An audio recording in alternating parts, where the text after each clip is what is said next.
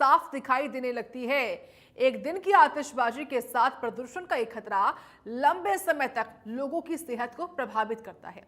इसी खतरे को देखते हुए दिल्ली समेत पूरे एनसीआर में सख्ती बरती जा रही है और प्रशासन की ओर से लोगों से अपील की जा रही है कि आतिशबाजी करें कम, नहीं तो प्रदूषण से निकलेगा दम।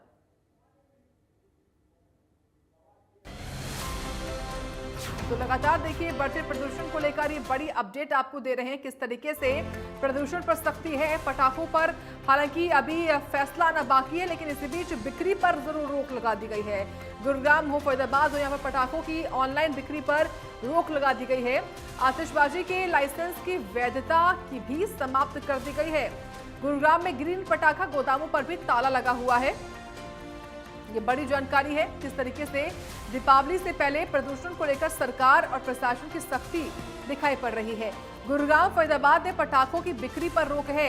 आपको हमने तस्वीरें दिखाई थी बीते कल भी किस तरीके से तमाम जो लोग हैं, दिल्ली के रहने वाले हों या किसी अन्य जिलों के रहने वाले हों, वो पहुंचते हैं गुरुग्राम में ताकि वो यहाँ से पटाखे खरीद सके, लेकिन यहाँ पर भी ताला लगा हुआ है गोदामों में, इसलिए लोगों को खाली हाथ लौटना पड़ा।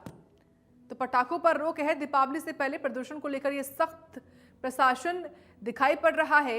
गुरुग्राम हो, फरीदाबाद हो, यहां पर पटाखों की बिक्री पर प्रशासन ने रोक लगा दी है। साथ ही साथ पटाखों की ऑनलाइन बिक्री भी बैन कर दी गई है। आतिशबाजी के लाइसेंस की वैधता भी समाप्त कर दी गई है। ये सब कुछ कदम प्रशासन की ओर से जो है वो निकाले जा रहे हैं, उठाए जा रहे हैं, ताकि जो प्रदूषण होता है अमूमन दीपावली के अगले दिन या फिर दीपावली के दौरान, उस प्रदूषण पर इस बार नकेल कसी जाए, जिससे प्रदूषण कम हो जाए। इस खबर पर हमारे साथ south Haryana bureau chief Gulshan Grover जुड़ गए हैं, उनसे ही हम जानकारी लेंगे। गुलशन, आप ही कल में रिपोर्ट भी देखी किस तरीके से आप उन तमाम गोदामों के पास जाते हैं, लोगों से बात करते हैं। दूर दूर से लोग आए थे लेकिन खाली हाथ लौटना पड़ा। देखिए, लोग तो यही चाह रहे हैं कि प्रदूषण को रोकने के लिए सरकार कदम उठाए, लेकिन दीपावली एक दिन का त्योहार है, साल में एक बार आती है, इसलिए इस बार इस पर विचार करें और पटाखों पर बैन ना लगाएं। तो दूसरी ओर फरीदाबाद में, गुरुग्राम में बिक्री पर रोक लगा दी गई है, ऑनलाइन भी बिक्री नहीं हो सकती, क्या जानकारी? देखिए, इस पूरे मामले में अभी तक सुप्रीम कोर्ट के आदेश का इंतजार तमाम लोग भी कर रहे हैं और पटाखा व्यापारी भी कर रहे हैं, क्योंकि इस बार क्या दिवाली बिना आतिशबाजी के मनेगी या बिना पटाखे के मनेगी, ये एक बड़ा सवाल लगातार खड़ा हो रहा है। लोग इस समय पटाखा खरीदने के लिए पटाखा दुकानों पर, पटाखा गोदामों पर जा रहे हैं, लेकिन उन्हें बैरंग वापस खाली हाथ लौटना पड़ रहा है, क्योंकि इस समय सुप्रीम कोर्ट का आदेश है कि ना ही आप पटाखा बेच सकते हैं और ना ही आप बजा सकते हैं, क्योंकि दिल्ली एनसीआर में जिस तरह से प्रदूषण लेवल बढ़ता है, उसको देखते हुए लोगों के साथ किसी के साथ कोई किसी तरह का कोई खिलवाड़ ना हो, इसी का जो मामला है लगातार सुप्रीम कोर्ट में चल रहा था। शुक्रवार को भी लगातार 2.5 घंटे की बहस चली सुप्रीम कोर्ट में। जो हरियाणा फायर वर्क्स एसोसिएशन है, उसने एक एप्लीकेशन दायर की थी कि जो हम पटाखा बेचते हैं वो ग्रीन पटाखे होते हैं, यानी उसमें प्रदूषण नहीं होता है। इसी का जो है पक्ष दिल्ली सरकार ने भी रखा, हरियाणा सरकार ने भी रखा, उत्तर प्रदेश सरकार ने भी रखा, क्योंकि ये 3 ऐसे राज्य हैं जो दिल्ली एनसीआर के अंतर्गत आते हैं। हरियाणा की अगर हम बात कर लेते हैं, तो हरियाणा में ऐसे 14 जिले हैं जो एनसीआर के क्षेत्र में आते हैं, जिसमें गुड़गांव जिला है, पलवल जिला है, फरीदाबाद जिला है, नूंह जिला है, रेवाड़ी जिला है, झज्जर जिला है, रोहतक जिला है, चरखी दादरी जिला है, इसके अलावा सोनीपत जिला है, पानीपत जिला है, करनाल जिला है। ये 14 जिले हैं जहां पर पटाखा पूरी तरह से बैन है। हालांकि अब पटाखा का इंतजार लोग जरूर कर रहे हैं, जैसा कि हमने एक रिपोर्ट भी दिखाई थी जिसमें हमने दिखाया था कि गुड़गांव में दिल्ली से और नोएडा से लोग जो है वो पटाखा खरीदने के लिए गुड़गांव में आ रहे हैं। उन्हें लगता है कि पटाखा यहाँ पर सस्ता है और बिक रहा है, लेकिन ऐसा नहीं हुआ। पटाखे के गोदाम थे, जो दुकान थे, वो उन्हें बंद मिली। बच्चों के साथ वो पटाखा खरीदने के लिए आए थे और सभी लोग एक ही बात जरूर कह रहे थे कि साल में एक बार ये दिवाली आती है, तो इस दिवाली पर किसी भी तरह का कोई आतिशबाजी पर बैन ना लगाया जाए। सुप्रीम कोर्ट इस पूरे आदेश को लागू करे कि लोग जो है एक दिन पटाखा जला सके, लेकिन फिलहाल अभी लागू नहीं हुआ है, लोग उसी के इंतजार में लगे हुए हैं।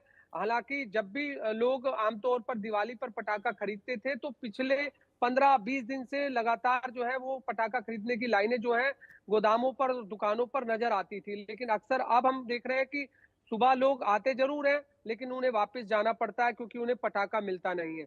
और जितने भी दुकानदार हैं या गोदाम चालक हैं, उन्होंने एक बाहर अपने बोर्ड पर लगाया हुआ है नोटिस में लिखा हुआ है अगले सुप्रीम कोर्ट के अगले आदेश तक पटाखा बैन है। सुप्रीम कोर्ट का जब अगला आदेश आएगा उसी के बाद जो है पटाखा बिकेगा। अब लोगों के सामने एक बड़ी चुनौती भी है कि इस बार वो पटाखा बजाएंगे या नहीं बजाएंगे उतनी संख्या में जितना पटाखा वो बजा सकते थे।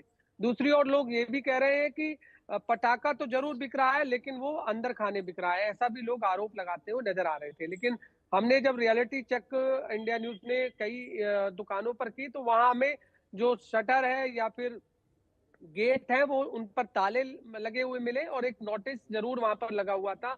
लोग वहां आ रहे थे और उस नोटिस को पढ़कर वापस जा रहे थे।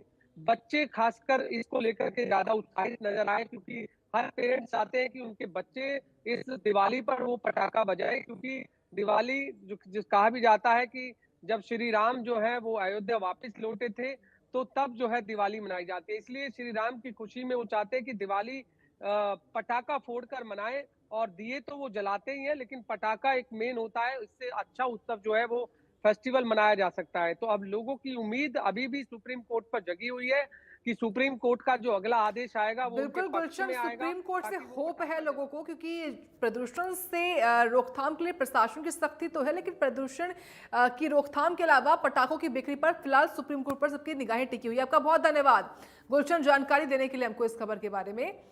तो पटाखों पर प्रतिबंध को लेकर सुप्रीम कोर्ट के फैसले का इंतजार हो रहा है। आतिशबाजी पर सुप्रीम कोर्ट ने फैसला क्योंकि रिजर्व रख लिया है, सुरक्षित रख लिया है। फायर वर्क्स एसोसिएशन को कोर्ट से राहत की उम्मीद है। कोर्ट ने ग्रीन पटाखों पर राहत के संकेत दिए थे।